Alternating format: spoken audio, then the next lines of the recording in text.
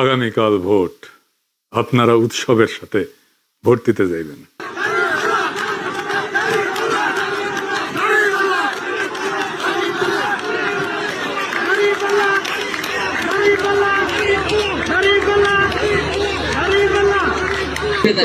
অবশ্যই দাঁড়িপাল্লা।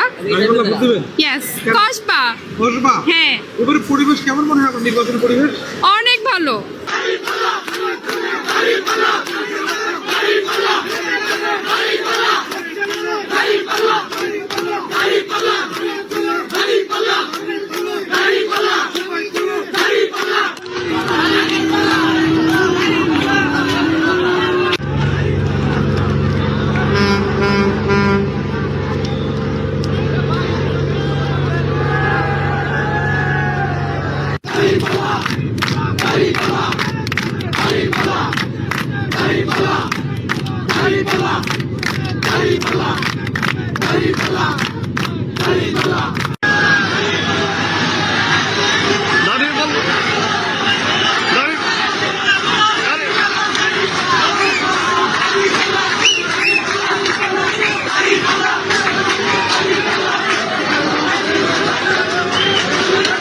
এত বছর ধরে ভোট মানেই ছিল ভয়, কারচুপি, নাটক আর আগেই লেখা ফলাফল। কিন্তু কালকের ভোট আলাদা। এই ভোট কোনো দল বাঁচানোর ভোট না, এই ভোট কোনো নেতার মুখ বাঁচানোর ভোট না, এই ভোট আপনার জীবনের হিসাব চাওয়ার ভোট। আগামীকাল থেকে শুরু হবে বাংলাদেশের এক নতুন অধ্যায়, এক নতুন কাল পর্ব।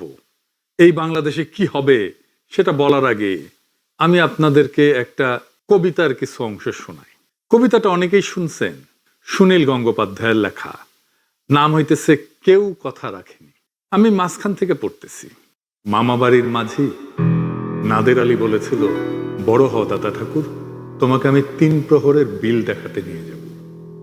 সেখানে পদ্ম ফুলের মাথায় সাপ আর ভ্রমর খেলা করে। নাদের আলী, আমি আর কত বড় হব? আমার মাথায় ঘরের ছাদ ফুঁড়ে আকাশ স্পর্শ করলে তারপর তুমি আমায় 3 প্রহরের বিল দেখাবে? একটাও রয়্যাল গুলি কিনতে পারিনি কখনো। লাঠি লজেন্স দেখিয়ে দেখিয়ে চুষেছে লস্কর বাড়ির ছেলেরা।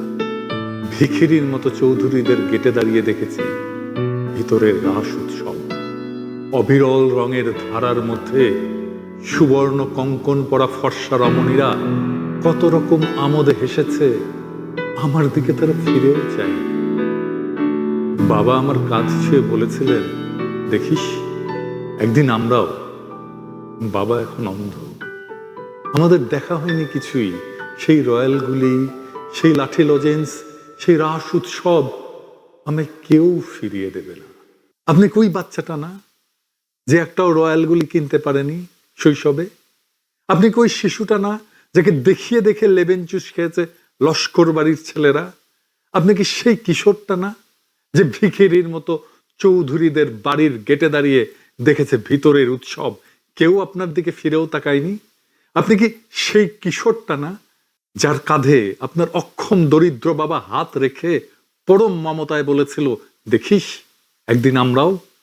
আপনি তো সেই যার দেখা হয়নি কিছুই, কোনো স্বপ্নই পূরণ হয়নি।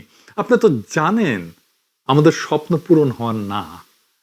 আজকে আপনি কি সেই পিতা না যে ঠিক আপনার বাবার মতোই আপনার সন্তানের একটা সামান্য আবদার পূরণ করতে পারছেন না?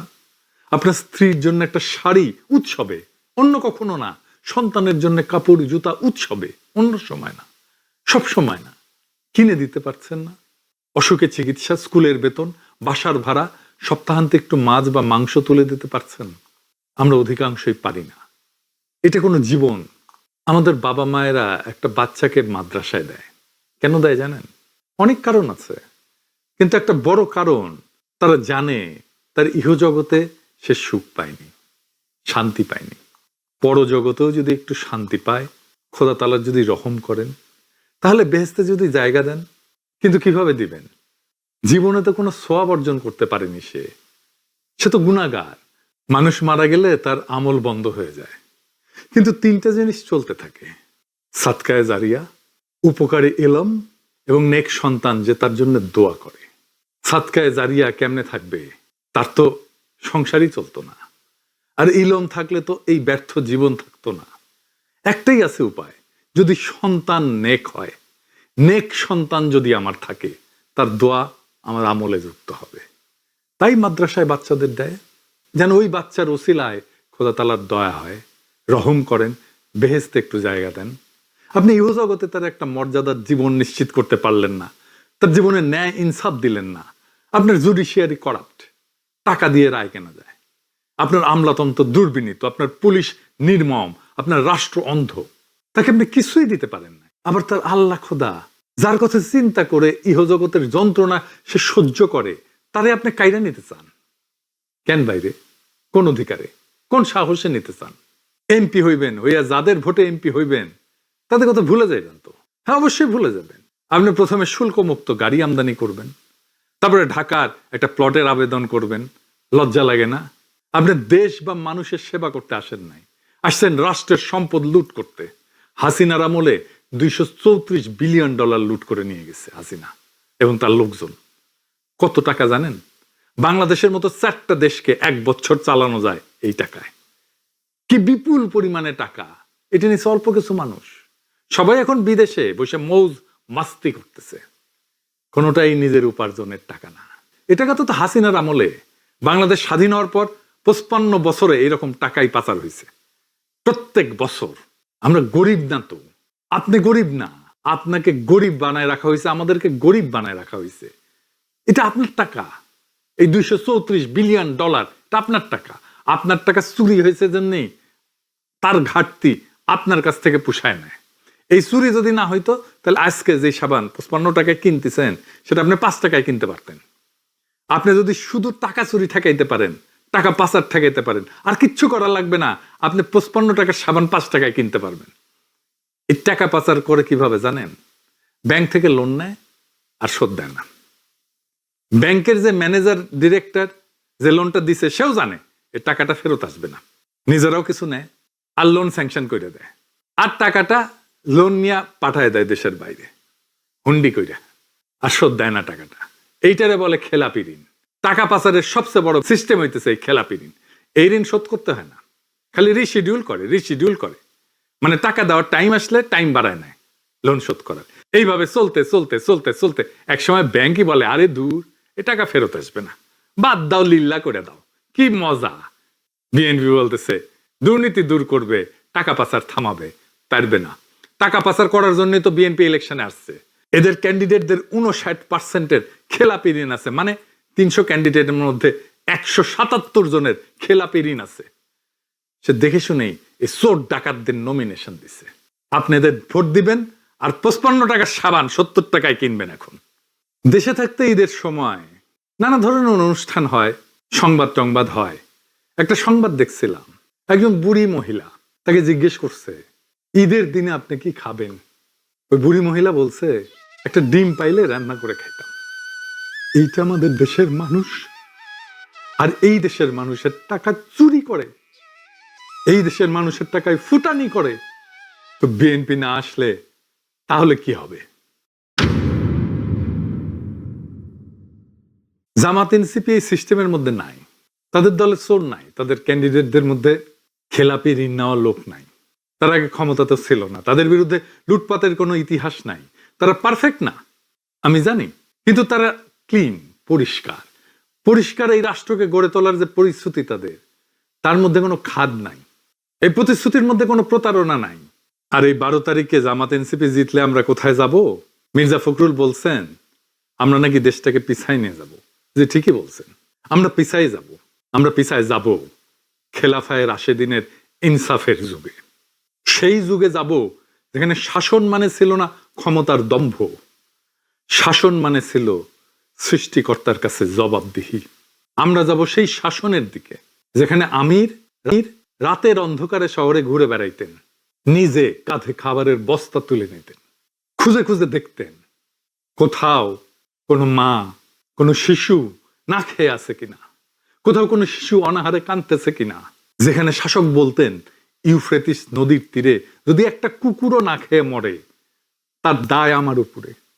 সেই খেলাফতে শাসক কোনো আলাদা শ্রেণী ছিলেন না, তার জন্য ভিআইপি টার্মিনাল থাকতো না, তার জন্য প্লেনে ফার্স্ট ক্লাস বিজনেস ক্লাস থাকতো না, তার জন্য আলাদা ভবন থাকতো না, তিনি থাকতেন সাধারণ মানুষের মতো, খাইতেন সাধারণ মানুষের খাবার, তাই তিনি কাঁদতে পারতেন সাধারণ মানুষের কষ্টে।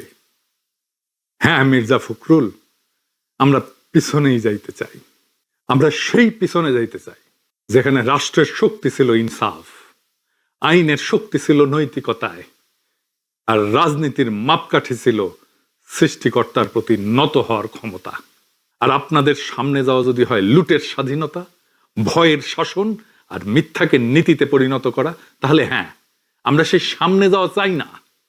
আমরা ফিরে যেতে চাই খেলাফায়ে রাশেদিনের সেই ন্যায় ভিত্তিক শাসনে, যেখানে ক্ষমতা ছিল ইবাদত আর রাষ্ট্র ছিল মানুষের আমানত। জামাত এনসিপির সরকার ক্ষমতায় আসলে একটা জিনিস ধরে রাখতে পারেন, বাংলাদেশ থেকে দুর্নীতির উচ্ছেদ হবে। তারপরে আমরা বাংলাদেশকে একটা দরিদ্র বান্ধব রাষ্ট্র হিসেবে গড়ে তুলব।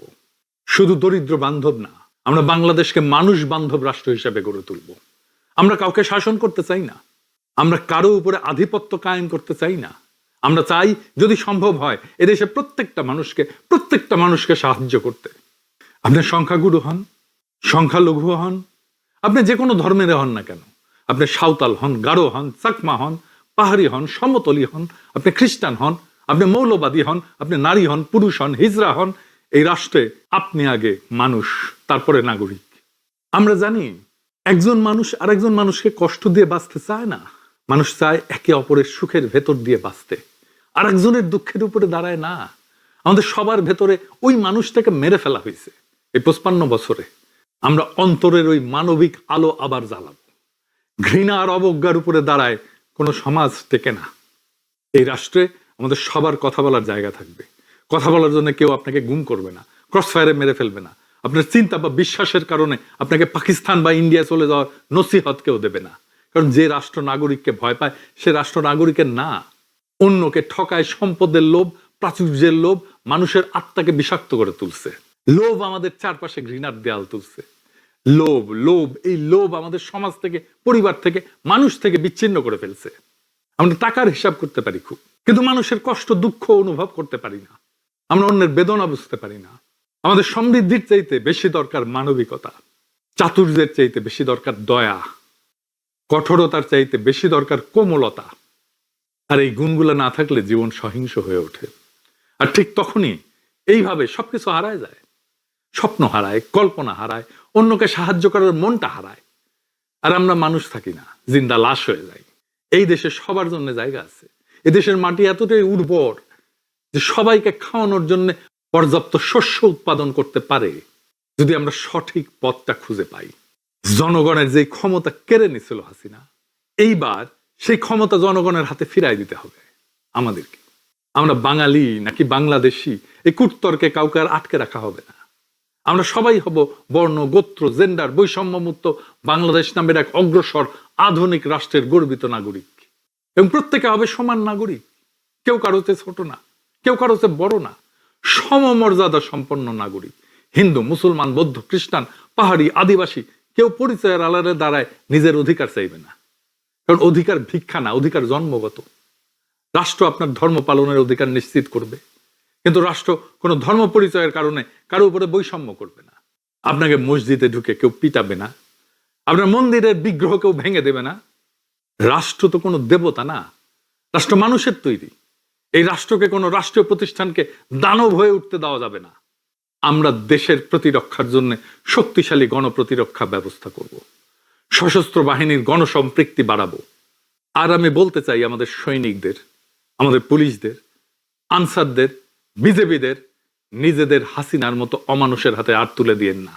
হাসিনা আপনাদের মানুষ মনে করতো না, আপনাদের এমন বানায় ফেলছিল যে আপনাদের জনতার মুখোমুখি দাঁড় করাই দিয়েছিল। পুলিশ কোনো দুর্ঘটনায় মারা গেলে বলতো মানুষ আলহামদুলিল্লাহ। আপনারা কি জীবন চান? সারা দেশের মানুষের ঘৃণা নিয়ে বাঁচতে চান, নাকি চান যে বাংলাদেশের শিশুরা আপনাদের দেখে স্যালুট দিক? রাস্তায় মানুষ আপনাকে দেখে এক কাপ চা খাওয়াইতে পারলে নিজেকে ধন্য বলে মনে করুক। যারা আপনাদের অমানুষ খুনি বানাতে চায়, যারা আপনাদের দুর্নীতিগ্রস্ত বানাতে চায়, যারা আপনাদের চিন্তা, অনুভূতি, জীবন নিয়ন্ত্রণ করতে চায়, তাদের জন্য লড়াই করেন না। ওটা আপনার লড়াই না। ওদের জন্য অস্ত্র ধরেন না। বিশ্বাস করেন, রাস্তায় যখন স্লোগান দিছে কয়েকদিন আগে 1, 2, 3, 4 পুলিশের বিশ্বাস করেন আমার হৃদয়টা ভেঙে গেছে। এইভাবে তো রাষ্ট্র টিকবে না। পুলিশ ছাড়া আমরা রাষ্ট্র চালাবো কিভাবে? এটা সিরিয়াস একটা সংস্কার লাগবে, একটা সিরিয়াস রিকনসিলিয়েশন লাগবে জনতা এবং পুলিশের। কিন্তু আপনাদের একটা কাজ, সৈনিক, পুলিশ, আনসার আর বিজিবি আপনাদের করতে হবে এই 12 তারিখে পূর্ণ পেশাদারিত্বের সাথে কাজ করতে হবে। আপনার পছন্দের দল হেরে গেলেও আপনার সামনে হেরে যাক, হারাই উচিত। সংশোধন হয়ে আবার ফিরে আসবে 5 বছর পরে। একটাই কাজ করবেন, কোনো কারচুপি, কোনো ভোট ডাকাতি, কোনো প্রতারণা আপনার সামনে হইতে দেন না। ভোট মানুষের আমানত, সেটা রক্ষার দায় পবিত্রতার সাথে পালন করেন। আমরা একটা নতুন বাংলাদেশ গড়ে তুলবো ইনশাল্লাহ। একসাথে উৎসবের সাথে ভোট দিতে যাবেন, আপনারা নির্ভয়ে ভোট দিতে যাবেন, আনন্দ করে ভোট দিতে যাবেন। 12 তারিখ জাতির আজাদির দরজা আপনিই খুলে দিতে পারেন, চাবি আপনার হাতে। জি, ব্যালটই চাবি। একজন ন্যায়পরায়ণ সৎ প্রতিনিধি নির্বাচন করেন। যদি একজন ন্যায়পরায়ণ শাসক প্রতিনিধিকে আপনি নির্বাচিত করতে পারেন, পরদিন থেকে আপনি আবিষ্কার করবেন এই দেশে কোনো নাগরিককে সীমান্তে খুন করার কারো সাহস হবে না। আন্তর্জাতিক আইন অগ্রাহ্য করে আমাদের নদীর পানি আটকে দেওয়ার দুঃসাহস কোনো রাষ্ট্র দেখাতে পারবে না। কেউ ক্ষমতার দম্ভে আমাদের মাথার উপরে ছড়ি ঘোরানোর কল্পনাও করতে পারবে না। মানুষ মানুষকে ভালোবাসতে শিখবে। ঘৃণার চাষবাস করে রাজনীতি করা অসম্ভব করে তোলা হবে। তরুণ পাবে শিক্ষা, যুবক পাবে কাজ, মুরব্বীরা পাবে সম্মান, নারীরা মর্যাদা পাবে। নারী নির্যাতন নামায় আনা হবে শূন্যের কোঠায়। সমাজে এবং রাষ্ট্রে ইনসাফ কায়েম করা হবে। ভয়, শঙ্কা আর অনিশ্চয়তা থেকে মুক্ত একটা সফল, নির্বিঘ্ন, আনন্দময় জীবন প্রত্যেক নাগরিকের অধিকার হবে। এইটাই আজাদি। তাহলেই বাংলাদেশ নামের এই ভূখণ্ড শুধু মানচিত্র হিসেবে টিকে থাকবে না, মানুষের হৃদয়ে অমিত সম্ভাবনার নাম হয়ে উঠবে। Here's how developers at Perplexity and NVIDIA are prompting AI 10 times faster. You're prompting Cursor over 100 times a day, but typing detailed. আসেন 1971-এর স্বাধীনতার ঘোষণাপত্রের অমর 3 নীতি, সাম্য, মানব সত্তার মর্যাদা আর ইনসাফের ভিত্তিতে একটা নতুন বাংলাদেশ গড়ার জন্য একত্র হই। যে রাষ্ট্র আমাদেরকে গড়তে দেওয়া হয়নি 55 বছরে, সেই রাষ্ট্র গড়ার সুযোগ আজ আমাদের সামনে। আজাদির বাংলাদেশ আজ আমাদের খুব কাছে।